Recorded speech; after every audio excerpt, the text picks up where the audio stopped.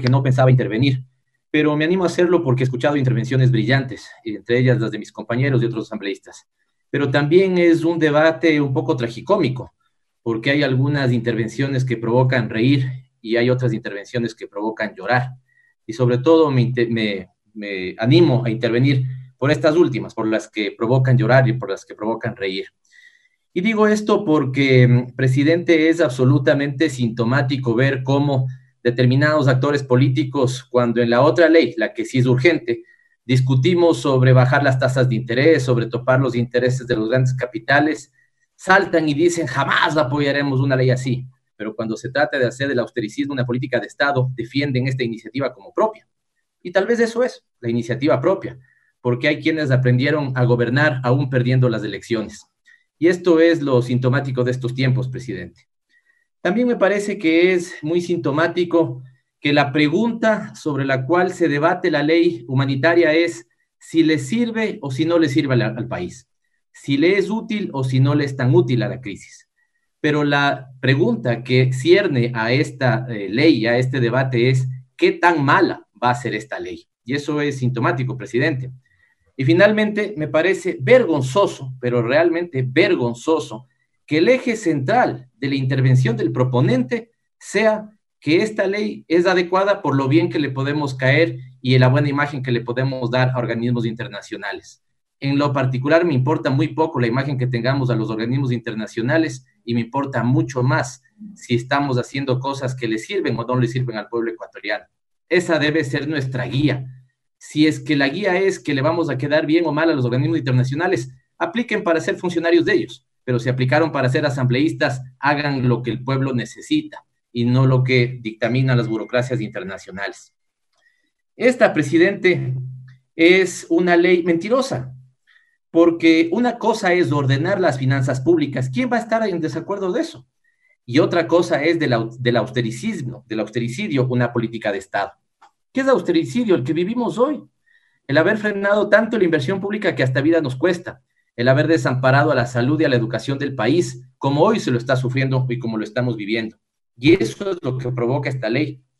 El austericismo, presidente, nos ha cobrado vidas en el caso de la pandemia. Y nosotros lo hemos dicho con frontalidad y claridad. El gobierno no es responsable de la pandemia, pero sí es responsable de haber hecho de la pandemia un desastre. ¿Quieren aprobar esta ley, asambleístas? Cambien la Constitución, porque es inconstitucional. La Constitución establece que quien tiene primacía sobre el ordenamiento de las finanzas públicas es la planificación, y eso está bien. Cuando un país se piensa para el futuro, el país debe decidir hacia dónde quiere llegar y debe utilizar los recursos para poder llegar a donde se ha trazado. No es que el país dice, tengo $100 en el bolsillo y por lo tanto me pregunto hasta dónde puedo llegar con $100. No, no, no. Eso lo harán, digamos, seguramente los malos administradores. Los que tienen visión de estadista y quienes hacen actividades públicas deberían tener visión de estadista y no de contadores. No estoy siendo duro con los contadores, estoy queriendo elevar el nivel que deben tener los asambleístas y los dignatarios de este país. Es que hay que saber hacia dónde le quiero llevar. Y eso, hacia dónde quiero llevar al Ecuador, hacia dónde quiero llevar el país, la sociedad, la nación. Y eso es lo que debe guiarnos. Y por lo tanto, sobre esa base, cuando tengo más posibilidades de recursos, tal vez invierto más, cuando tengo menos, invierto menos. Y no es al revés. No es que las restricciones sobre las finanzas públicas delimitan la capacidad de visión que tenemos, porque siendo un país de renta media como somos, entonces nuestras visiones y nuestros sueños estarían sometidos a la renta media que tenemos, y eso no es así. Está bien que el Ecuador se piense en grande, aun cuando le tome algo de tiempo llegar a ese sueño. Está mal que el Ecuador se piense en chico, porque cree entonces que sobre lo bien que le podemos caer a los organismos internacionales, vale que administremos la plata sobre normas de buena conducta planteados por ellos y no sobre las necesidades de nuestra gente. ¿Qué tal si tenemos maravillosos los números, pero pésimas las condiciones sociales? ¿Qué tal si tenemos maravillosas cuentas macroeconómicas y pésimos indicadores de desnutrición?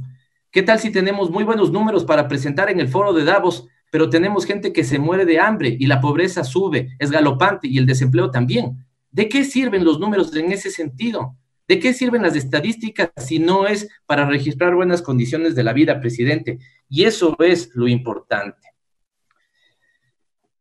En este sentido, presidente, es sintomático también que todo, pero absolutamente todo lo archivado por el Pleno de esta Asamblea Nacional vuelva a estar resucitado en esta iniciativa de ley. ¿Y qué pasó con algunos asambleístas? ¿Ya se olvidaron entonces de la reflexión de hace pocos meses? ¿Hoy la situación es distinta? No. ¿Qué es distinto hoy? Que hoy las necesidades de nuestra gente son mayores. Por lo tanto, esta ley, pretendiendo ser remedio, puede ser peor que la enfermedad. Y no lo entendemos, aunque ventajosamente veo en algunos asambleístas que sí están despiertos, atentos al debate y se dan cuenta de qué es lo que podría pasar. Por lo tanto, no es que aquí estamos ordenando las finanzas públicas, presidente, sino que estamos haciendo todo lo contrario. Además, voy al elemento central de esta ley, insisto, no pensaba hablar, por lo tanto, espero ser lo más corto y concreto posible, presidente. ¿Sí? Esta lógica de doble discurso y de hipocresía. Quienes criticaban a la deuda y se han endeudado más, quienes eliminaron mecanismos y reglas fiscales, hoy pretenden que esas reglas fiscales sean resucitadas. Y eso puede estar bien, pero este es el discurso cuando en la práctica esas reglas van a estar implementadas en el 2022. ¿Qué sentido tiene, asambleístas? ¿Qué sentido tiene? Y voy a retomar este que me parece a mí el argumento más importante. Coincido con la asambleísta Cruz. Nadie está pidiendo incluso que este debate no lo demos. Estamos diciendo que no nos quieran poner este debate que no es urgente, ¿no es cierto?, con un tema urgente en el medio de una pandemia. Eso es lo detestable y voy a recuperar ese argumento después, presidente. Lo dije, me parece, la vez anterior, pero esta ley debería suponer una reforma a la ley de elecciones del próximo año. Porque en la papeleta debería aparecer primero el ministro de Economía, luego el presidente y luego el vicepresidente de la República. Si eso es lo que está provocando esta ley, un superministro que se pone por encima del presidente que sea electo, un superministro al que todos deberán rendirle culto, incluso las instituciones autónomas. ¿De cuándo acá, presidente? ¿O es una pretensión de poder exacerbado, ¿no es cierto? ¿O es una miopía institucional la que están planteando? Restringe más, además, el financiamiento interno. En la otra ley estamos discutiendo, y me parece que el gran problema de la otra ley es que no entiende que en este momento la necesidad de liquidez del Estado es tan grande que hay que establecer, con todos los resguardos del caso, con todos los controles del caso, mecanismos de financiamiento interno. Pero en esta ley los vuelven más estrictos. Y entonces, ¿cómo va a ser la lógica democrática? Yo me endeudo más, amplío el gasto, pero le dejo absolutamente limitado al próximo gobierno. Eso no es democrático, presidente, no es democrático. Y finalmente, dos elementos finales. Me alegra escuchar al asambleísta Carrión su propuesta de resucitar el dinero electrónico. Pero la primera pregunta que le hago, entonces, ¿por qué votó en contra, asambleísta? ¿Por qué la bancada de Alianza País sepultó a una de las herramientas más potentes que hoy discute el mundo? China está discutiendo el establecimiento de un dinero electrónico y atrás vienen Estados Unidos, Rusia, Alemania, el Banco Central Europeo. Yo les pasaba el otro día a el chat de coordinación de bancadas, donde están los coordinadores de bancada, información de prestigiosos medios internacionales donde ponen esto en debate. Las propias Naciones Unidas están haciendo una recomendación a los países para poder tener mayores transferencias económicas a la población pobre. Todos recomiendan el establecimiento de dinero electrónico manejado por el Banco Central. Aquí, esta asamblea, la mayoría de esta asamblea, sin nuestros votos, por supuesto, sepultó esta iniciativa. Hoy la quieren resucitar. Qué bueno, nunca es tarde, pero debería ser frontal y debería entonces ponerse ese elemento que va a derrumbar varios de los planteamientos que se están haciendo en este marco legal. Y vamos a ver si los que terminan siendo socios políticos de esta iniciativa terminan estando de acuerdo en eso. ¿Qué contradicciones? ¿Qué es lo que está pasando, presidente? Por lo tanto, para terminar, vuelvo sobre el argumento que había dicho sobre dos argumentos que había planteado sobre el tema democrático. Yo les cambiaría técnicamente, institucionalmente, todos estos artículos por uno solo, presidente. Dado que la Constitución de la República establece que la planificación es mandatoria y tiene dos atributos, ser descentralizada y ser participativa, que cada gobierno que gane tiene que presentar su ejercicio de planificación y tiene que ser aprobado por el Consejo Nacional de Planificación y Desarrollo, como ordena la Constitución y la ley, lo deseable y lo lógico sería que para cada ejercicio de gobierno, es decir, para cada 4 años, el gobierno de turno le presente a la Asamblea Nacional, junto con su Plan Nacional de Desarrollo, un plan macro fiscal, con reglas de endeudamiento, con reglas fiscales, con reglas de expansión de gasto, y que la Asamblea apruebe eso con mandato de ley para los próximos 4 años. Colombia tiene una estructura un poco parecida.